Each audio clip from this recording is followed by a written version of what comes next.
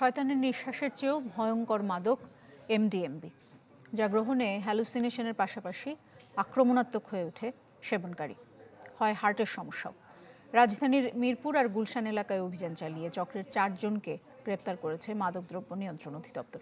সংস্থাটি জানিয়েছে, ভেইপ বা ই সিগারেটের মাধ্যমে গোপনে এ মাদক সরবরাহ করা হতো, বিক্রি হতো সামাজিক যোগাযোগ মাধ্যমে।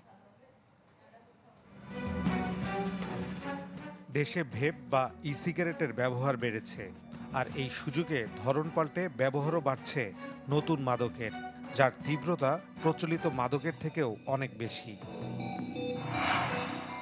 ভেপ বা ই সিগারেটের মধ্যে তরল এনডিএমবি এর 2 থেকে 3 ফোঁটা দিলেই পরিণত হয় তীব্র নেশায়, যা শয়তানের নিঃশ্বাসের চেয়েও ভয়ঙ্কর বলে জানায় মাদকদ্রব্য নিয়ন্ত্রণ অধিদপ্তর। কয়েক ফোঁটাই মানুষের স্নায়ুতন্ত্র বিপর্যস্ত করে দিতে সক্ষম। আপনারা শয়তানের নিঃশ্বাস শুনেছেন তো? এটাও কিন্তু এক ধরনের শয়তানের নিঃশ্বাসের মতো ড্রাগ।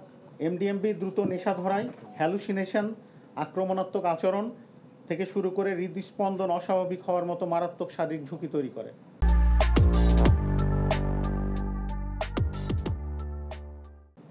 অর্থাৎ হঠাৎ যদি দেখা যায় যে অল্প বয়সী তরুণেরা তারা হৃদরোগে আক্রান্ত হচ্ছে বা হার্টের প্রবলেম হচ্ছে, এটা যে পিওর হার্টের প্রবলেম এটা নাও হতে পারে।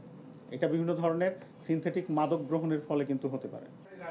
মাদকদ্রব্য নিয়ন্ত্রণ অধিদপ্তর জানায়, মালয়েশিয়া থেকে আসা এনডিএমবি দেখতে অনেকটা পানির মতো তরল, বিভিন্ন গন্ধের উচ্চমাত্রার সিনথেটিক মাদক, যার ক্রেতা সমাজের উচ্চবিত্ত ও তরুণ প্রজন্ম। এটা হচ্ছে উচ্চমাত্রার একটি এনপিএস, যা আন্তর্জাতিকভাবে নেক্সট জেনারেশন সিনথেটিক ড্রাগ হিসেবে ট্রিট করা হচ্ছে। প্রচলিত নিকোটিন সম্বলিত ভেপ লিকুইডের সঙ্গে শুধুমাত্র 2-1 ফোঁটা এমডিএমবি যুক্ত করে এই মাদকটাকে সেবন করা হয় এবং নেশা হিসাবে ব্যবহার করা হয়। উঠতি বয়সী তরুণেরা এবং বেসরকারি বিশ্ববিদ্যালয়, সমাজের যারা উঁচু শ্রেণীর মানুষজন, তাদের কাছে এটি অত্যন্ত জনপ্রিয় একটি মাদক। সংস্থাটি জানায়, এই ঘটনায় রাজধানীর গুলশান ও মিরপুর থেকে গ্রেপ্তার করা হয়েছে 4 জনকে। তাদের কয়েকজন মালয়েশিয়া থেকে উচ্চতর শিক্ষা গ্রহণ শেষে দেশে এসে শুরু করে এই মাদকের ব্যবসা। ফয়সাল হোসেন, চ্যানেল 24, ঢাকা।